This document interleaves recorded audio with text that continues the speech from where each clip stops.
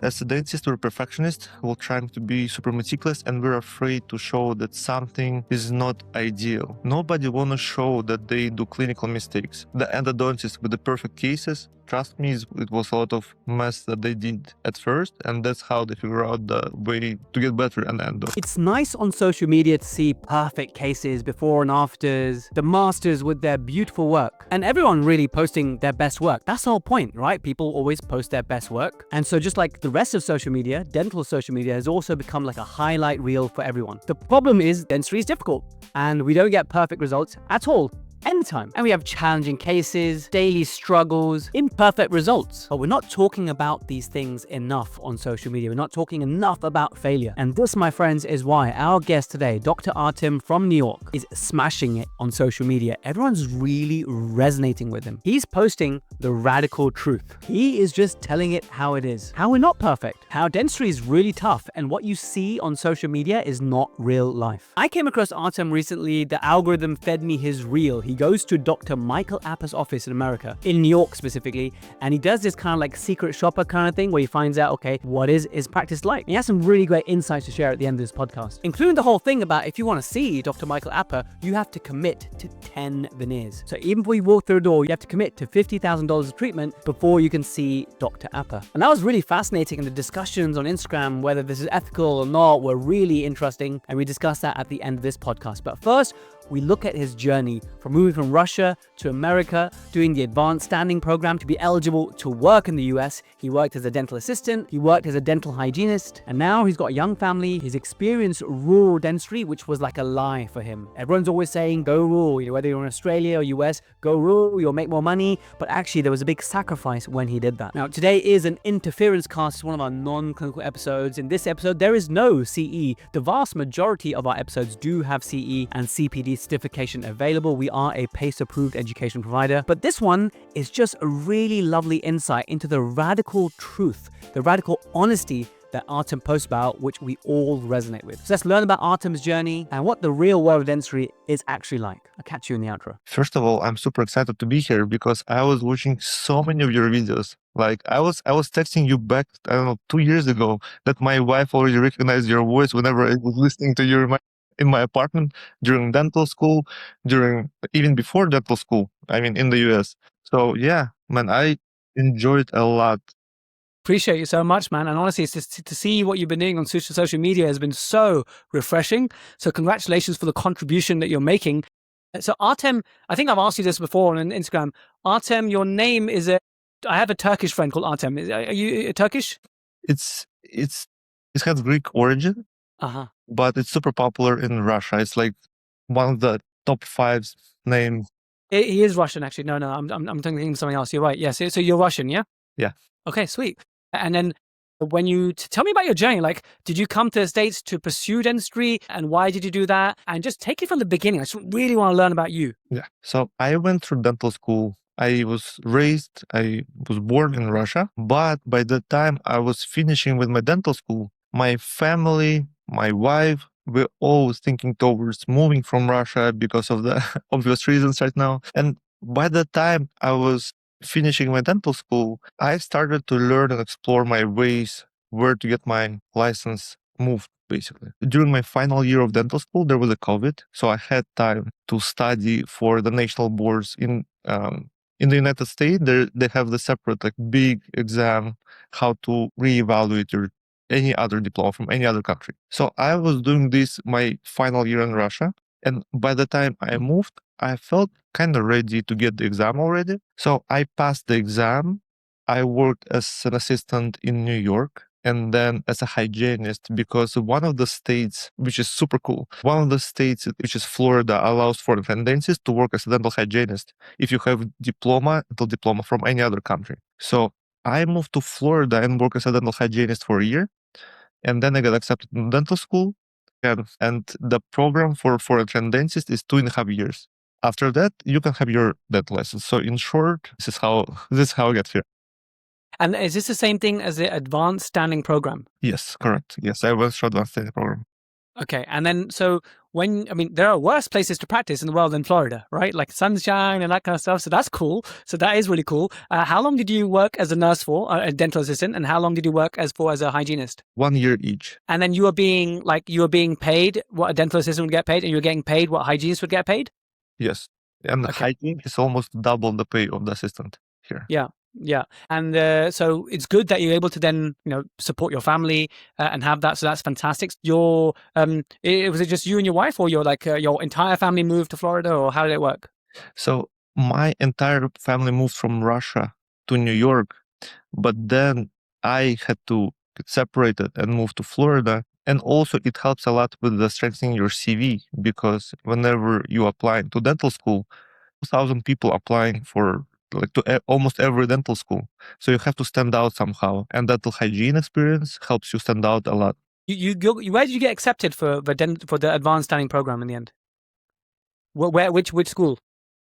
It's in Texas, the city called San Antonio. It's the south part of Texas, not far away from the border with Mexico. Yeah, San Antonio's got some great dentists and great reputation. But I remember seeing one of your social media posts. It was a rejection letter from the University of Buffalo, right? And for many aspiring graduates, this feels like it could feel like the end of the road, right? Having a failure like that. So how did that specific failure pivot your career path? And what advice do you have for those who are thinking of applying for something like an advanced standing program and then facing failure? Yeah.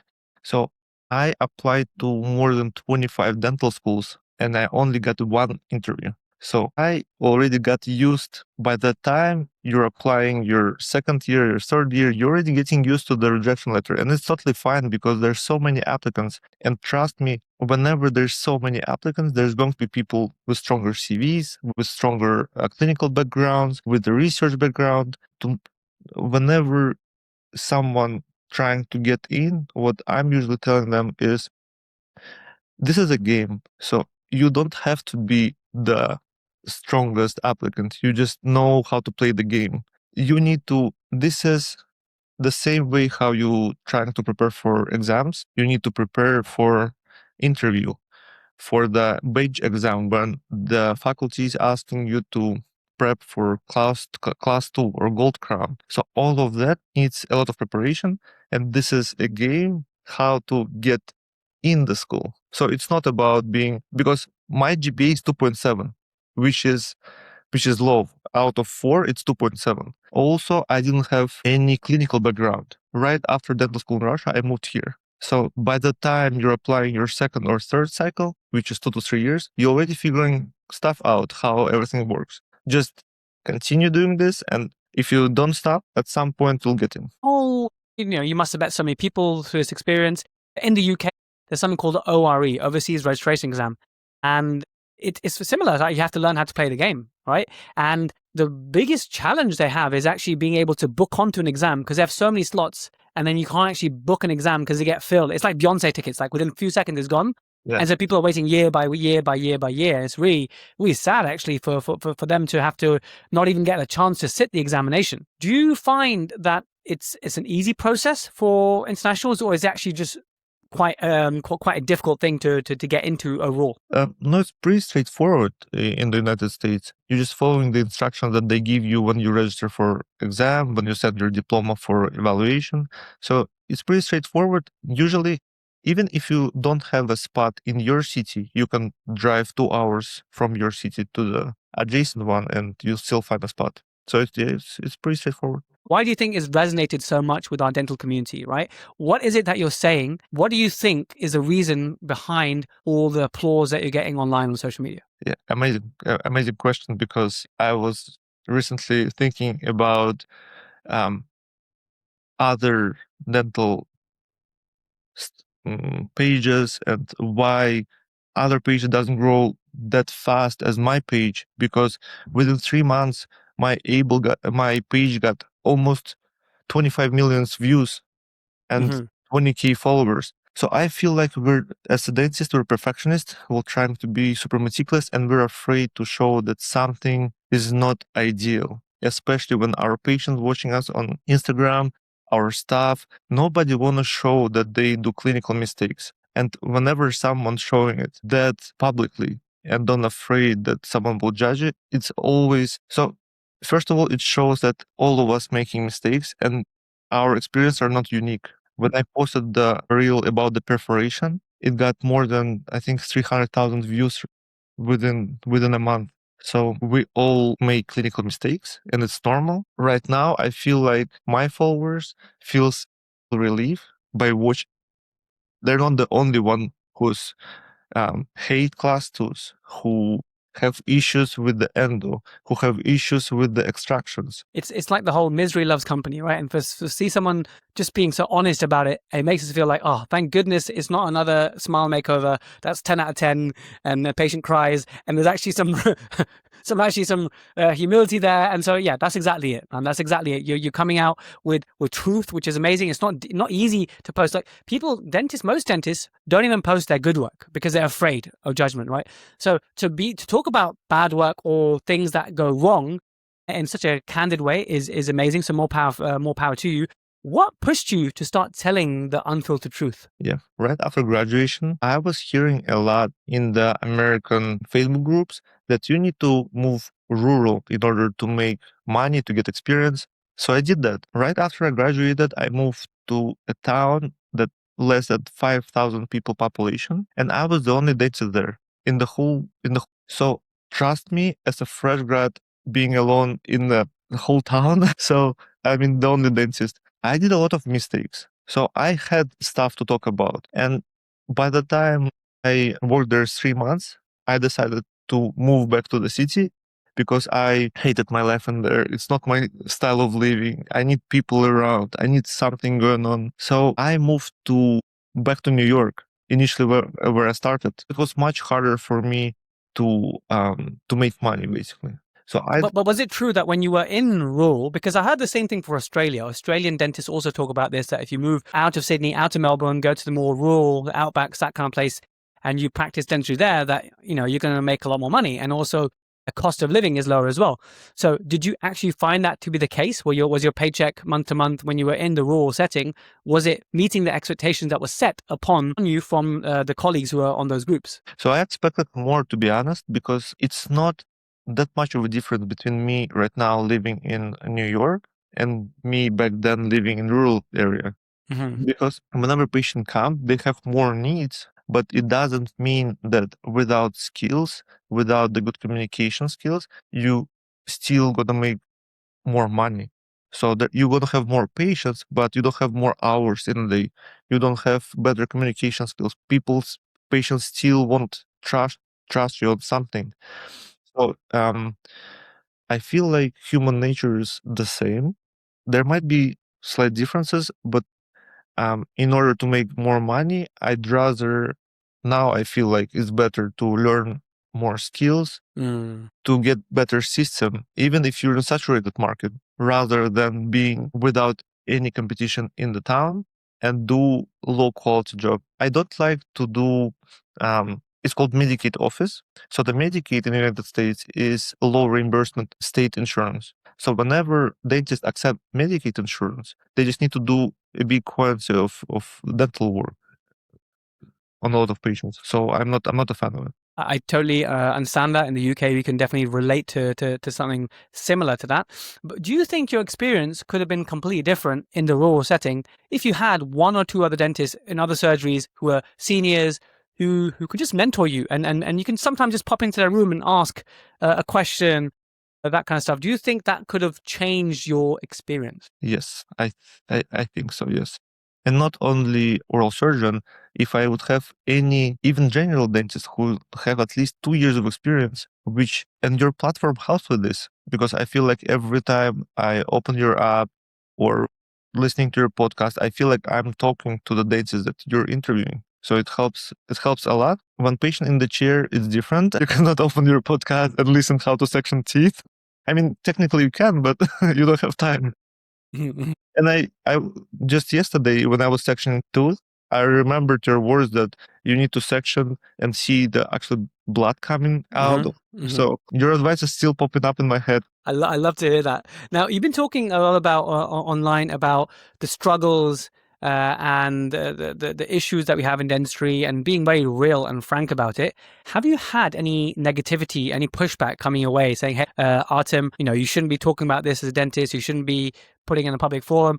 Have you had any negativity? Yeah. So I had, but I feel like the more views you get, the higher the likelihood that you're going to get something negative.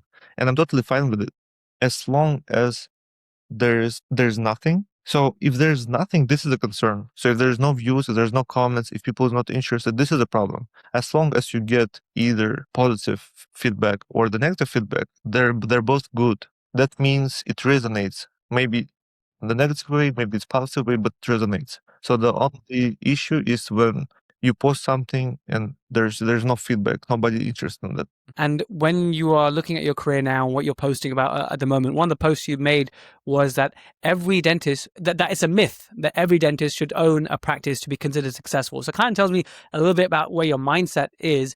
Is this because you are like a forever associate and you don't have any ambition of owning a clinic, or have you got some friends who own clinics and you just feel as though it's not worth it? Tell us about the whole associate versus principal debate that you probably have internally and what you posted about. Yeah. So I've seen associates making a lot of money and being super happy. I've seen owners making also a lot of money, but don't have any time. So I feel there's not formula. Everyone is different. Someone wants to have some time with family, wants to do something after hours, which with business is harder and more complicated. So it depends on the person. I know there's a dentist in Florida who has like 15 plus dental offices and he loves it. And I know another dentist who had more than 35 dental offices and he got burned out. So there's completely different stories. And now because he got burned out, I think he's not practicing as a dentist at all. So if you feel like you want to do it, try. I'm not experienced enough to talk about the business work and associate. So right now, what I see is there's no perfect formula. You can be happy as an associate and you can be miserable as an owner. But you can be the other way around as well. You can be miserable as an associate because you feel like you don't have that freedom and you crave that. And equally, you can be very, very happy as a principal because you like the boss and stuff. But one thing I have heard is that once you get to your third practice, then really you have to seriously consider reducing clinical days at that point. And when you get to like the fifth and beyond, like it's very difficult, depending on how evolved you want to be in the business, that it's very difficult to actually practice clinical dentistry because all your time is going, you're the captain of the ship, you're looking at a bigger picture. So some people might actually like that. That could be their exit out of clinical dentistry, but doing the business side, whereas other people would hate that. They actually love the craft and the artistic element of dentistry. So it's not to say that a path is better than the other, but I think everyone deserves to discover their own path. One book recommendation I will give to everyone is The E-Myth Revisited. Have you heard this book? Yeah, I've read it twice actually. Nice. There's a dentist version as well. Hello, YouTube Protrusive. I know you're watching on YouTube, and I hope you're enjoying this episode so far. But I wanted to highlight, in case you don't know yet, we have an amazing viewing experience on Protrusive.app, our website, our network, our platform. So I just want to spend a minute to show you what this looks like. On the left side, you see the navigation, and when you join the app, you get a 1-minute video tour of the entire network. Now, in terms of where the magic happens, that's in the Protrusive community, because you might come for the content, but you'll stay for the community of the nicest and geekiest dentists in the world. We have all these polls, we have a chat group, there's always active chats and dentists helping dentists. And really what I want to do is create a really supportive environment that's not like the environment we have on Facebook, and it's built on the values of niceness and geekiness. If you are nice and geeky, you belong here. Now, to make this a safe space, we have a manual process of approval. We actually verify that you are a dental professional before you get in here. So we have hundreds of applicants a day. So if it's been about 2 days and you haven't heard anything,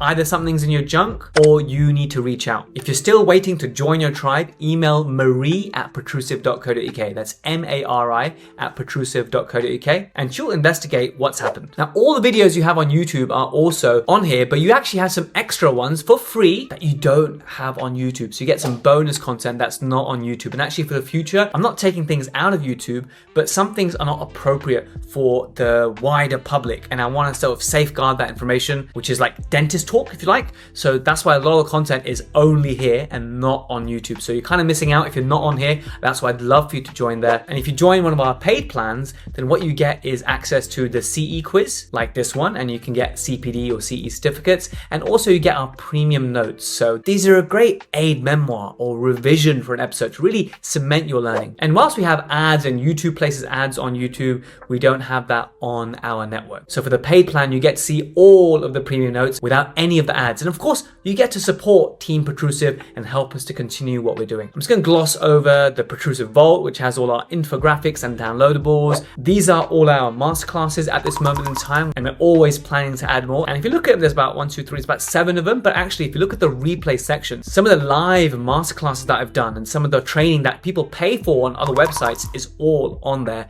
included as part of the masterclass subscription. And if you're a student, don't fear, we have a special section for you with all the student notes, which anyone can access. So for example, here is one on exodontia. So it's all there waiting for you on Protrusive Guidance. Please head over to the website, which is protrusive.app. Make an account on your browser. This could be Safari, Chrome, however you want to do it. And once you've made your login, then you can download the iOS or Android app and then log in through there. So the reason to make the subscription primarily on the website first is that you get access to a free trial, which you don't get if you do make an account on Android, iOS. If you make it on the website, you get access to the free trial, and you get our best price if you sign up through protrusive.app. So our best deals and free trials are only on protrusive.app. Of course, we always put the link below in the description, and thank you so much for enjoying our videos on YouTube. But it's now finally time to level up your experience. Back to the episode. So it's the E-Myth Revisited, and it's like the dentist version, and it talks about the technician, the entrepreneur, and the manager. Like, which one are you? Because to own your business and manage a team and be a clinical dentist, you have to wear all 3 hats. That's a very rare individual. Sometimes you want to be just the entrepreneur. And so it teaches you a lot about yourself. So based on those 3, which one did you identify with the most? It's hard to say. Yeah, probably all. Yeah, I'd like to do all of them a little bit. Yeah, I wouldn't do only one. I still like something about the clinical dentistry. I still like something about being an owner, because sometimes I feel like I would manage the dental office better, especially when I work in dental offices that runs by older doctors who already set their ways back in 20 years ago. So their system is pretty old, and they don't want to, they think they know how to run a business, but they don't pay any money into advertising. They don't put any money into any, again, social media, or there is better ways. There's consultants who can come into your office and see what's going on. Yeah. So to help someone with the business side of it. If they don't have that sort of manager or entrepreneur hat, it can be purchased basically. So you can throw money at it. Now, on the topic of money and income, you made a post that challenges the sort of idea of dentistry in the way that some people think that dentistry automatically means financial freedom. Like they think, okay, a big dentist and you're going to be driving nice cars, nice watches, and you're going to make it. Now, we all know people are laughing now listening to this, like, yeah, I wish. When did you first realize that this dental degree wasn't a guaranteed golden ticket? And how should new grads redefine their expectations for the first few years of practice? And just generally, what have you found speaking to your colleagues, even back home in Russia, dentists that you knew, and here? What are the generalizations that you can make about the level of wealth you can accumulate as a dentist, and whether perhaps there's a mismatch on what people think will happen when they get their degree?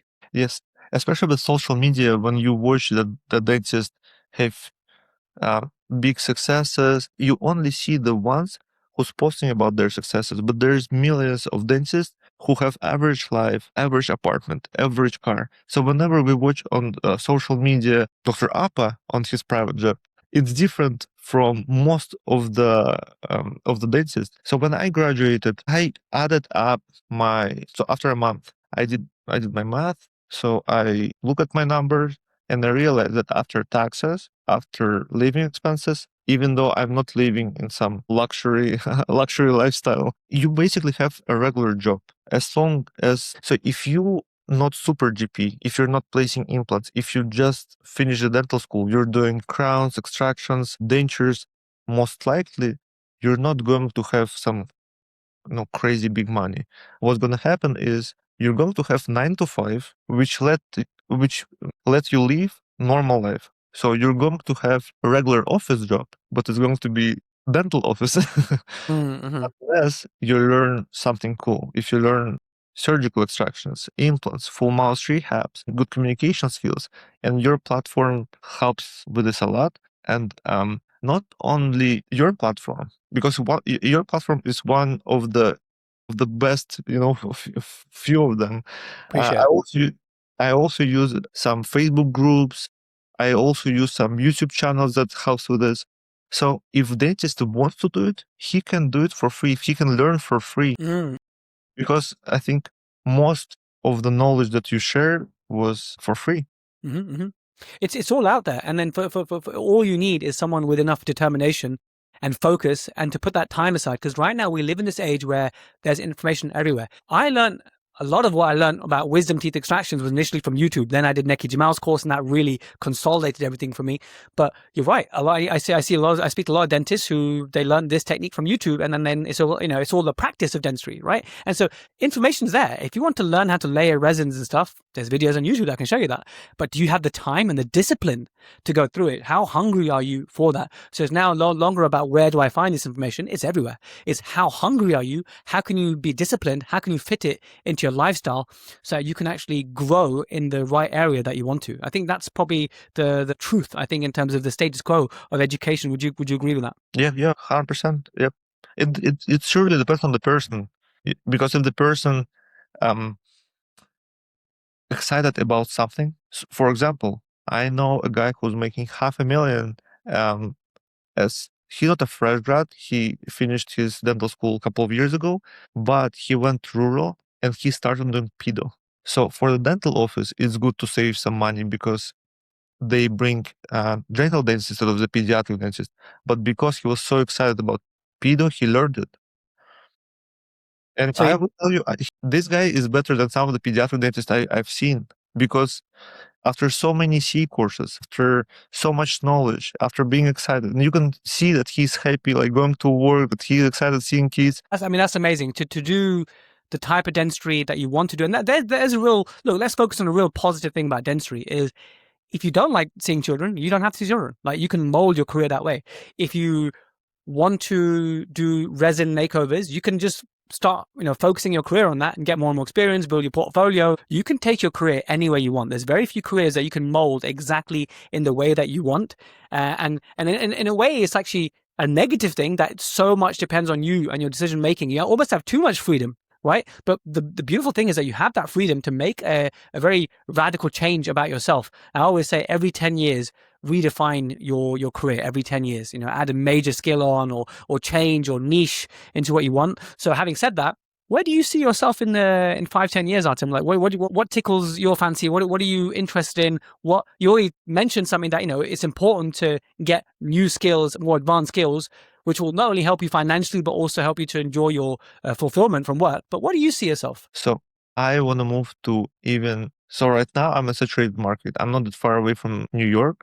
I'm working. So there's laws that prohibit getting dental license in New York if you don't have either 2 years of experience in any other state or residency. I don't have any of it. So now I have to commute to New Jersey, which is 40 minutes away from where. So my goal is to move to either New York City, which is Manhattan, and I want to get into super saturated market, and I'm trying to stand out somehow.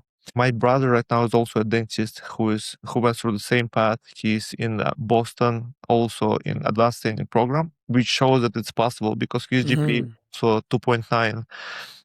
By the time that he will graduate, hopefully I'll figure something out, and hopefully we can open something together. And not only implants or doing Invisalign or doing full mouth rehab can help you stand out, is also social media, because social media is exactly the same, skill. There is no C courses for this.